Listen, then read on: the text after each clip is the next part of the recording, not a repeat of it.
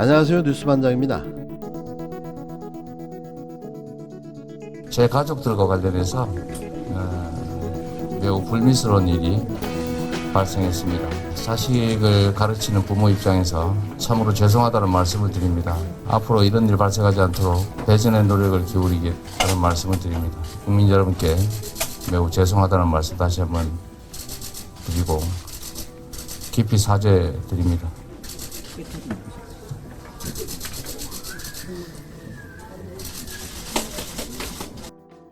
이재명 더불어민주당 대선 후보가 아들의 불법 도박 의혹에 대해 국민 앞에 머리 숙여 사과했습니다. 사과의 정석을 보여준 이재명 후보. 역시 대한민국 대통령 후보로 그 손색이 없는데요.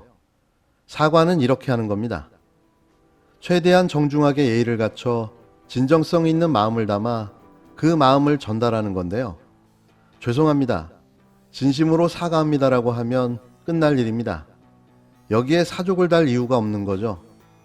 사실관계와 상관없이 정치 공세에도 불구하고 적절한 사과다라는 부연 설명 없이 그냥 깔끔하게 인정하고 사과하면 되는 건데요.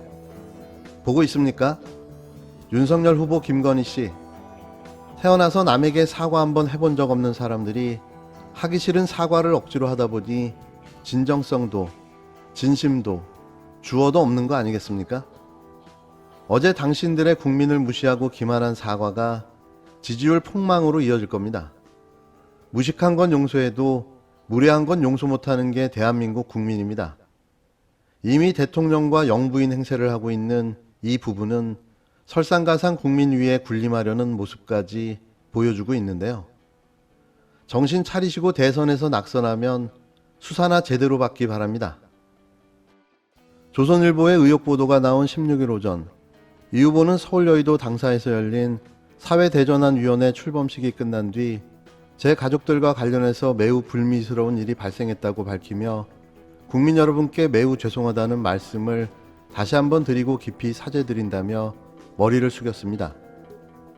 앞서 조선일보는 이 후보 아들 이모 씨의 불법 도박 의혹을 제기하며 이 씨가 지난 2019년 1월부터 2020년 7월까지 미국에 서버를 둔 온라인 포커 커뮤니티 사이트에서 포커 미니 구매 판매와 관련한 글을 100여 건 올리고 수도권의 도박장을 방문한 후 후기를 남겼다고 보도했는데요. 저는 처음에는 김건희 씨 논란을 잠재우기 위한 정치공작 가짜 뉴스라고 인지했지만 이내 사실로 확인됐습니다. 해당 보도 이후 이재명 후보는 즉각 사과문을 내고 언론 보도에 나온 카드게임 사이트에 가입해 글을 올린 당사자는 제 아들이 맞다며 아들이 일정 기간 유혹에 빠졌던 모양이다. 부모로서 자식을 가르침에 부족함이 있었다고 밝혔습니다. 이 후보는 아들도 자신이 한 행동을 크게 반성하고 있다며 스스로에 대해 무척이나 괴로워한다. 온당히 책임지는 자세가 그 괴로움을 더하는 길이라고 잘 알려주었다고 말했습니다. 그러면서 제 아들의 못난 행동에 대하여 실망하셨을 분들께 아비로서 아들과 함께 머리 숙여 사과드린다며 다시는 이런 일이 생기지 않도록 하겠다. 치료도 받도록 하겠다고 밝혔는데요. 서울신문에 따르면 이날 선대위 정진욱 대변인은 치료라는 표현과 관련해 기자들과 만난 자리에서 현재는 도박을 하지 않고 있지만 다시 유혹에 빠지지 않도록 선제적으로 치료받겠다는 말을 한 것이라고 설명했는데요. 어떤 누구보다 빠르게 잘못을 인정하고 사과하는 용기, 그 용기는 정말로 대단한 용기입니다. 하지만 저희는 반대의 모습을 버젓이 지켜보고 있는데요. 매일같이 억지주장과 우격다짐, 말도 안 되는 허위 정보까지 유포하며 물타기에 여념이 없습니다. 이런 정치 집단에게 나라를 맡겨야 합니까? 국힘당을 지지하시는 분들은 고민을 좀 해주시기 바랍니다. 국힘당은 이렇게 우격다짐으로 아니라고만 한다고 김건희 씨가 허위 경력 위조를 한 사실이 아닌 게 되는 걸까요? 분명히 근무했다고 기재한 단체와 조직, 회사가 존재하고 그곳에 근무하는 사람들이 모두 입을 모아 이야기하고 있습니다. 본 적이 없다. 재직증명서를 발급해 준 적이 없다. 모두가 아니라고 하는데 왜 부득불 우겨야 되는 걸까요? 이런 식으로 또 빠져나갈 수 있을 거라고 생각하는 걸까요? 이것도 법꾸라지의 영역입니까? 진실이, 사실관계가 어떻게든 왜곡될 수 있을 거라 생각하는 걸까요? 이쯤 되면 거의 위조했다고 봐야 맞는 거죠. 이걸 또 이렇게 우겨대고 있습니다. 정말이지 이쯤 되면 게임산업협회와 서울국제만화 애니메이션 페스티벌 조직위가 함께 공식 기자회견이라도 열어야 할 판인데요. 오늘도 김건희의 주장이 맞답니다. 다소 부주의가 있었고 작성에 실수가 있었다는 건데요. 대단합니다.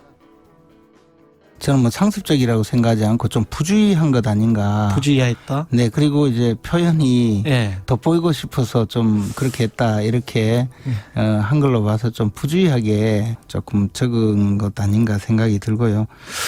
사실관계와 전혀 다른 것은 저는 뭐 발견하지 못했고 다만 부풀려지거나 조금 좋은 보기 좋은 방향으로 쓴 것이 몇 개 있지 않았는가 그런 생각입니다. 또 뭐 너무 크게 예. 왜곡해서 정치 공세를 하는 것은 저는 잘못되었다고 생각합니다. 발급하는 사람의 착오일 수도 있고 발급한 사람의 착오일 수 있다? 그럴 수도 있죠. 그리고 아니 본인이 요구를 하는 거 아닙니까? 경력증명서는? 지금 이분이 김건희 씨가 예. 게임산업협회의 재직증명서를 제출해야만 뭐 겸임교수로 임용이 되고 할 상황도 전혀 아니었단 말이에요.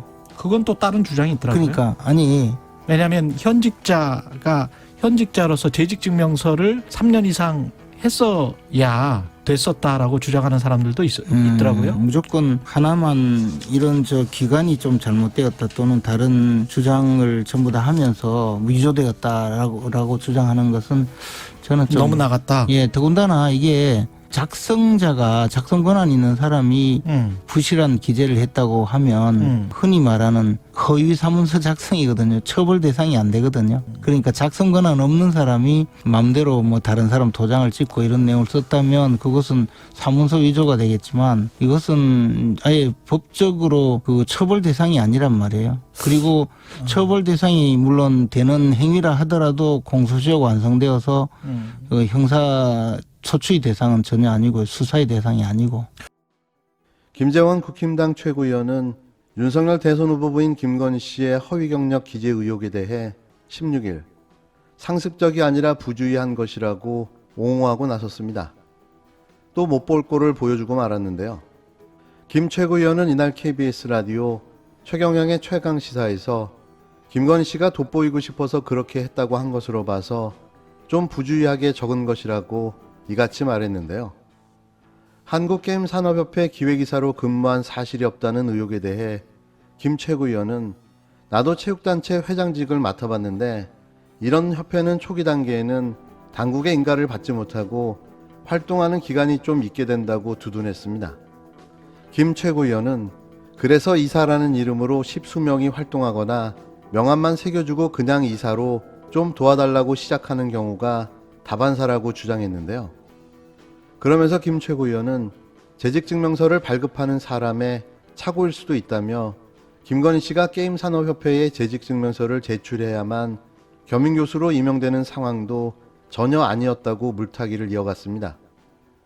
하지만 정확하게 교수 임명 조건에는 3년 이상 경력자로 되어 있는데요. 또 물타기하다 제대로 꼬리를 잡힌 거죠. 법적 문제와 관련해 김 최고위원은 작성 권한이 있는 사람이 부실한 기재를 했다면 허위 사문서 작성으로 처벌 대상이 안 된다고 선을 그었는데요. 그는 처벌 대상이 되는 행위라고 해도 공소시효가 완성돼서 수사 대상이 아니라고 법적 문제가 없음을 에둘러 설명했습니다. 한국게임산업협회는 2004년 4월 설립됐는데요.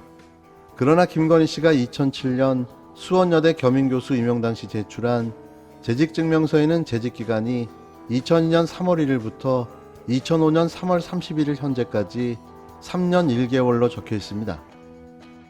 유기용 더불어민주당 선거대책위원회 교육대전환 위원장은 15일 김건희 씨는 재직기간을 3년으로 부풀린 것에 대해 착오라고 해명했다며 그러나 수원여대 교원 신규 임용 시행세 측은 겸임교원 임용 시 3년 이상의 관련 경력을 요구하고 있다고 자격 요건을 짚었습니다. 이어 이를 충족하기 위해 고의로 허위 사실을 기재한 것이 아닌가 의구심을 자아낸다고 덧붙였는데요. 또 유 위원장은 채용 과정 자체로 의혹이라며 수원여대 교원 인사 관리 규정은 교원의 공개 임용을 원칙으로 한다고 명시하고 있다고 지적했습니다. 그러나 김건희 씨는 YTN과의 인터뷰에서 공채가 아니라 누군가의 소개를 받아 지원했기 때문에 다른 사람이 채용되지 못하는 일은 없었을 것이라고 해명했는데요. 유 위원장은 어떤 이유에서 그가 교원으로 내정된 것인지, 누구의 소개를 받은 것인지 철저한 조사가 필요하다고 강조했습니다.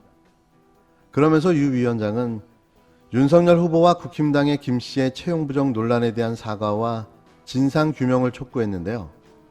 아울러 교육부의 김건희 씨의 채용 부정에 대해 엄정하게 조사하고 조치하라고 요구했습니다. 이런 가운데 김건희 씨가 2001년 한림성심대학교 강사 임용을 위해 미술 공모전 수상 이력을 허위로 작성했다는 의혹이 또 제기됐는데요. 16일 한겨레는 김건희 대학 강사 임용 때 낸 미술 공모전 수상 이력도 허위 의혹이라는 기사에서 김건희 씨는 1995년 5월 미술세계 대상전 입상을 수상했다고 적었습니다. 그러나 1995년 8월 월간 미술세계 129호에 실린 총 229명의 수상자 명단에는 김건희 씨와 계명전 김명신이라는 이름은 없었는데요. 1994년, 1996년 미술세계 대상전 입상자 명단에도 없었습니다. 이에 대해 김 씨는 너무 오래된 일이라 기억이 안 나서 확인을 해봐야 할 것 같다고 말했는데요. 자신이 받은 상을 기억 못하는 경우가 있나요? 상을 수백 개쯤 받은 모양입니다. 이런 가운데 김건희 씨의 롤모델로 추정되는 이현숙 교수라는 분이 조명을 받고 있는데요. 2011년 어떤 사유로 사망했는지는 알 수 없지만 유명을 달리한 고 이현숙 교수의 프로필이 현재 김건희 씨의 프로필과 너무나 유사해 많은 이들을 놀라게 하고 있습니다. 국민대학교 테크노 디자인 전문대학원 박사과정 동기로 알려진 이 둘은 전공 과목부터 커리어까지 많은 부분에서 유사성이 겹치는데요. 특히 머리 모양까지 똑같은 건 소름까지 돋게 했습니다. 물론 우연이지만 스스로 지어낸 거짓말을 믿어버린 영화 태양은 가득히의 주인공 리플리, 그의 삶이 생각나는데요. 끝으로 15일 사회대전환위원회 출범식에서 국가인재영입인사로 고3 정혜람 학생이 영입됐는데요. 더불어민주당 고3의 우월한 발언을 들으며 마무리하겠습니다. 이재명 후보님께서는 과거에 주 120시간 정도 일하시면서 버텨낸 소년공 출신이시죠. 그렇기 때문에 올해에만 5분의 택배기사님들께서 과로사로 돌아가시는 이 사회에서 주 52시간제를 철폐하자 이런 말은 하지 않으실 것 같습니다. 집이 없어서 주택청약통장을 만들지 못했다던 그 후보님께서는 없는 사람들을 위해 무슨 주택정책을 갖고 계신지 잘 모르겠습니다. 그리고 이제 막 사회에 나오는 청년들에게 어떻게 주거를 보장하시겠다는 건지도 잘 모르겠습니다.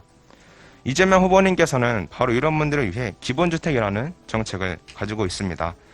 공급을 늘리는 것과 동시에 사각지대에 계신 분들께서도 급한 불 끌 수 있도록 기본주택을 제공하자는 이재명 후보에게 저는 미래를 봤습니다.